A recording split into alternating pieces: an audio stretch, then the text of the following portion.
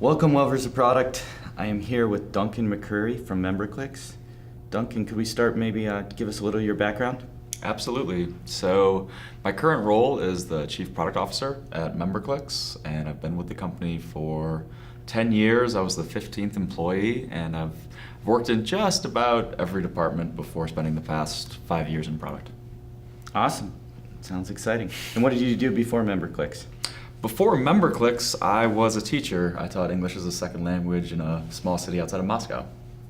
That's awesome. Didn't see that coming, did you? No, I did because I'd seen your background, but it prepared you, I guess, for product management, right? It did. You know, I have a liberal arts education, so I think the multidisciplinary approach to understanding product and approaching product through empathy, the liberal arts education, kind of a diverse background helps that. Awesome. I would think it would. You know, it's interesting seeing people who have come at the product space or, you know, become chief product officers or running product management from very diverse backgrounds. And a lot of it has to do with things like storytelling, empathy, and how well they interact with customers externally and are able to take the information they learn and turn that into a product offering. Mm-hmm. Yeah, absolutely. And I think one of the things that you touched on is the power of narrative. And if you can be empathetic, you can deliver a more effective narrative. And when you're trying to, one of the core jobs of the product manager at any level is to create consensus. And once you can harness the power of that narrative, you can be a lot more effective. So one thing you've been talking about lately, speaking of narratives, is a narrative around launch. Talk to me about what's important about launch, the most important aspects of launch from a product perspective. Absolutely. I think one of the mistakes that I've made early in my time doing this is thinking about launch as it's kind of like the big reveal at the end of the process. And I didn't spend enough time at the beginning of the process. And so, the old rule, garbage in, garbage out, you can't make up for a bad input into the development cycle by really blowing it out on launch day. So we've learned to really focus at the beginning of the process, spend way more time in discovery and being really, really diligent about what we're going to build, and then staying very close to our customers throughout the build process to refine and iterate. And then on launch day, I don't want to say you can't go wrong, but you've set yourself up to have a lot more success because you've been a lot more thorough up front. So can I say that you start with a script, right? And that's your narrative for launch, and then you test it with the market and see how they respond to it and tweak and adjust the script based on that, and then you have this final product that's your launch. Is that a good way to describe it? Yeah, I think so. That's a good way, probably better than I did the first time.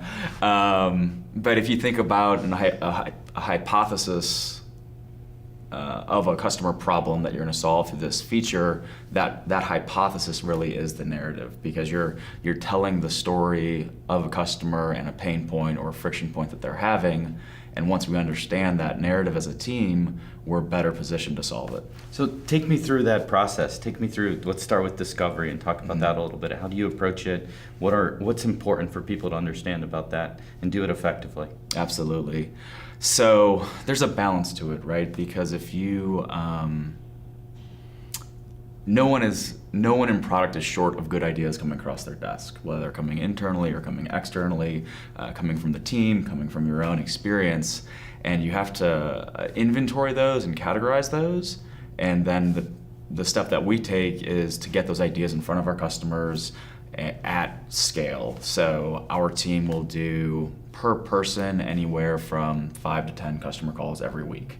And some of them are very specific and some of them are very general. And all of that qualitative data feeds the prioritization. And then we can wrap it around more quantitative data as well. But the first step for us is talking to a lot of people and refining that list of things that we're evaluating.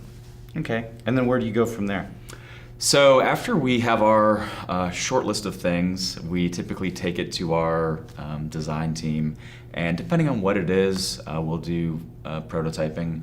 Sometimes that is high fidelity, sometimes that is like graph paper sketches, just to facilitate better communication.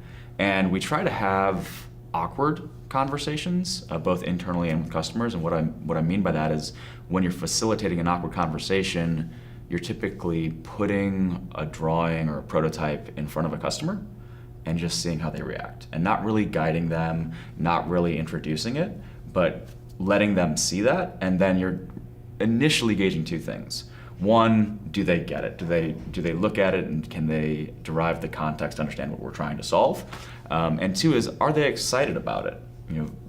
We all kind of have a bias to get excited about new things, but you can really tell when someone gets it, and you can hear in their voice if it's going to make a difference for them versus if they're just being polite because they know you're excited about it.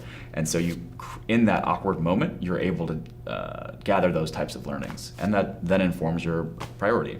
If someone is just kind of lukewarm on something, and say you do 5 discovery calls to validate this potential new feature, and 4 out of 5 aren't that excited, you're probably going to walk away from it. Awesome. So talk to me about how that's worked well for you. So it's worked well for us because we've been able to hone in on what is most important. And I think one of the temptations is to pursue pet projects. And so when you're able to balance what is inspired and visionary versus what is practical and more closely tied to customer value, and you never want to be 100% one way or 100% the other way, but the more you're able to engage with customers, the more you're able to inform your decisions and strike that balance between what is high risk and visionary versus what's a little bit more safe and more directly tied to value. Cool. Well, let's change direction a little bit and talk a little bit more about you.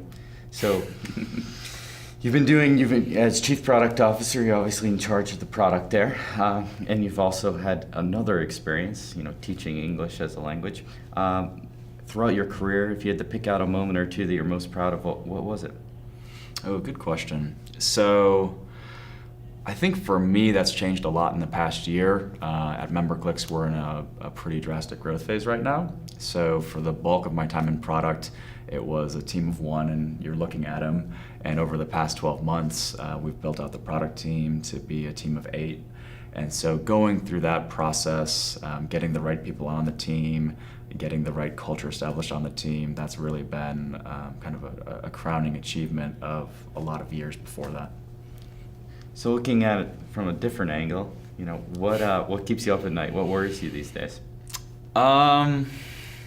It's a combination of things always, and probably a different day is a different worry. But with the rapidly evolving technology landscape, with rapidly evolving customer expectations, what I try to keep top of mind and what I think about at night is whether we are doing the right things, of course, but also if we are thinking ahead of the market so we're able to do the right things in time.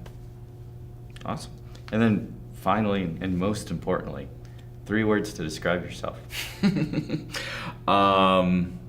words that I'd use to describe myself, or 3 words that my boss would use to describe me? Let's hear both. That would be kind of interesting. Right? Okay. Yeah, let's hear both. All right. So I think we would both agree that hardworking is up there. I love to laugh. And then his third one would probably change from mine. He would say stubborn, and I would say perseverant.